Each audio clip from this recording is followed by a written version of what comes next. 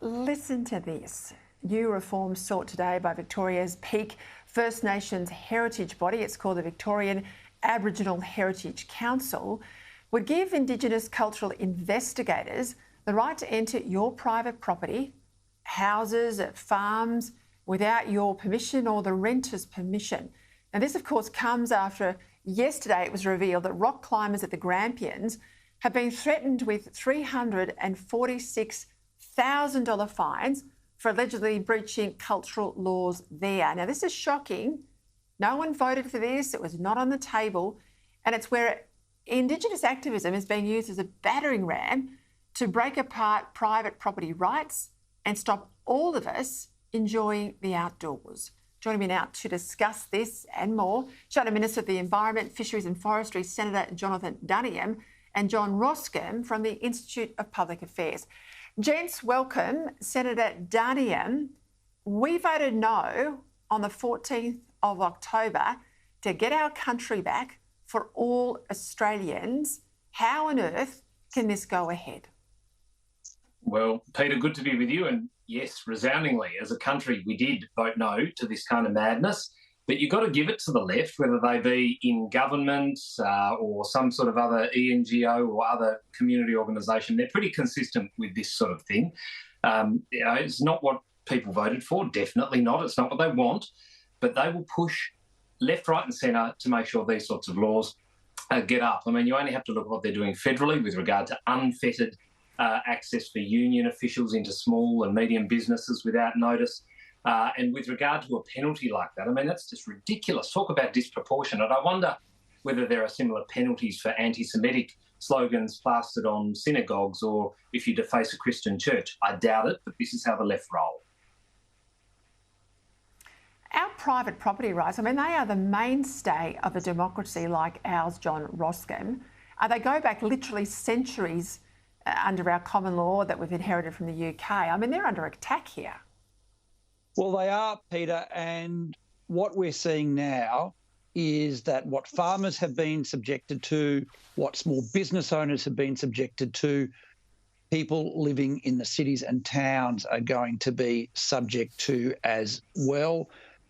This is what happens when, if you make exceptions for special cases and say, well, we'll allow an investigator to go onto that property or this property, then you create a precedent, and that's what we're now seeing. And what's alarming for me is that the Victorian government has not categorically said no to these proposals, and it needs to, because exactly as you say, our private property rights are under threat and our privacy is under threat. Thomas Mayo, the notorious Yes campaigner, if you thought after the vote went down on The Voice he might have disappeared into the ether, well, he hasn't. I don't think he's likely to either. Have a listen to these comments. We were running an honest campaign. The Yes campaign always tends to have to talk about what the actual change is, whereas the No campaign could talk about anything, and they did. They talked about anything other than what the actual alteration to the Constitution was. They had fear-mongering, and I think the media really struggled and failed somewhat to expose all of that. The government, John Duniam, still pushing on with its misinformation legislation. This is the new frontier. It's a big fight because next time there won't even be a no argument if this law gets up, because we won't be able to reach people and inform them about the risks of yes. We'll all be shut down, and you won't be able to defeat The Voice or, the next thing like The Voice if we can't give Australians information. And this is exactly why the left are now pushing this so hard, isn't it? Spot on. And if only the Yes campaign did actually tell us what it was they were campaigning for, because last time I checked, there were no details, and that's why they lost.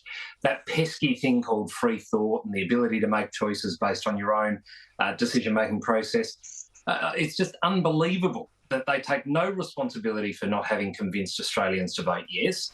They had as much chance as anyone else and a hell of a lot more money, but to now turn around and say, It's because social media allowed people to put things out there and the media didn't hold them to account in the social media platforms.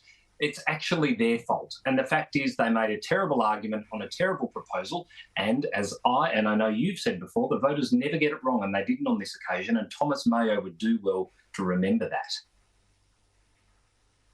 Canterbury Bankstown, I said I'd name the council. That's the first council to unanimously agree, John Roskin, to support Gaza, to fly the Palestinian flag. I doubt they flew the Israeli flag, I might add. What is it with these councils? They're not sticking to their job. These are all federal issues. If they want to buy in, I think it's extraordinary. And it says to me that this is about sort of a branch stacking behaviour and ethnic populations more than it is a sound foreign affairs decision. Well, it absolutely is, Peter. And it's also a demonstration of how councillors don't represent the public. They don't represent ratepayers. And as the quality of service delivery declines across the country from local councils, as they collect your rubbish less often, as they fix potholes rarer and rarer, they're doing these sorts of things. And ultimately, people are going to be asking state governments, under which the legislation governs local councils, what are they doing about this? What is the New South Wales government going to do about this when the Premier, I think in many ways, has led the way and has demonstrated what local councils should be doing? Senator Duniam, I've got to be quick. I'm almost out of time, but I know you're fired up about this ban on gill net fishing. And I had a terrific father and daughter fishing team on the program recently. They said it'll just decimate their livelihoods. This is about wild barramundi in Queensland, basically almost now going out of business. What on earth's happening? Oh, well, this is what you get when you have federal and state Labor governments who happily sell out regional communities to international organisations like the UN. They make decisions not based on science, not based on fact, but about populism. It's a bad decision, and the regional communities of Far North Queensland are going to pay. We're going to chase this one down, and thank you for raising it. It is very important for that community up there. All right, please go to Senator Duniam's website, signal your support, because I tell you what, if they're coming after fishing areas up there, they'll come after fishing areas near you as well. Gents, thank you. See you both next week.